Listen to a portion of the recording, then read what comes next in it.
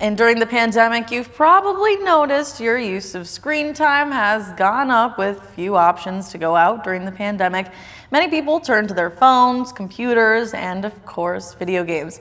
And joining us this morning from Gunderson Health System is Jeff Freiland. Thank you so much for joining us.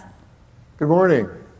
So I know that I use my phone quite often, but how bad is it? Are we in a crisis with screen time? Well, we've been in a crisis before the pandemic. It's been going on for a good decade or so. It got worse, of course, during the pandemic. We saw screen time, recreational screen time, double with children and teenagers, probably similar for adults.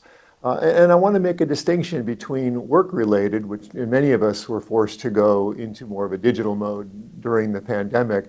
There's a difference between the stuff we have to do for our jobs and the things that we do, or school, and the things that we do for fun or relaxation. And the recreational screen time is the part that I really am more knowledgeable about in terms of the problems that it's caused.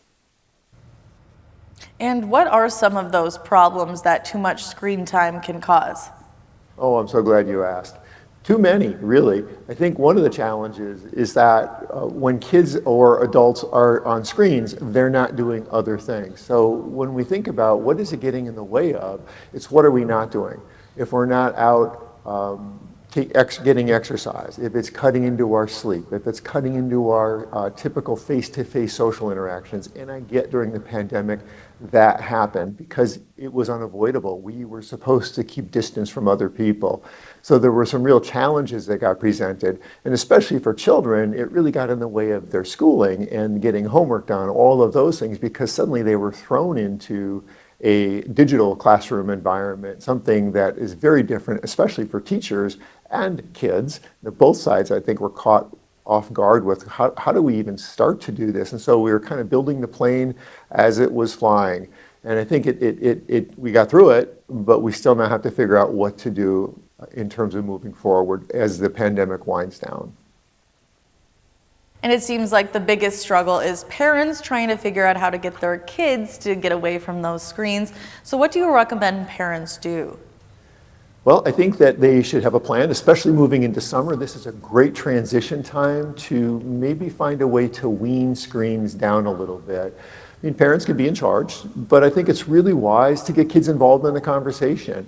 And when you tell kids not to do something, you've got to have alternatives. And so rather than say, get off the screen, say, we're going to do these things first. So make a bucket list, have a list of activities that are more social, more recreational, more exercise related that kids can do. And if they've been on kind of a sugar high for a long time, they're pretty much used to sugar. If you have to choose between M&Ms and broccoli, what are you going to pick? And for kids, screens are like M&Ms. And so to say, yeah, M&Ms aren't bad, but just not so much. How about if we do a little bit more of this first? And so I think parents can start to wean them. They can maybe have clearer rules about when screen time starts, when screen time ends. Kids can earn extra screen time for doing other things first, getting their chores done, getting their homework done, maybe being nice to each other, so they can earn bonus time. I mean, there's so many ways to approach it. There's no one right way to do it. I think parents need to be a little bit gentle on themselves because during this pandemic, our options really were limited, but kids and adults got in the habit of maybe having too much. Well, thank you so much. Some great tips that I'll definitely be using as we head into the summer months. Thank you so much. You have a good day.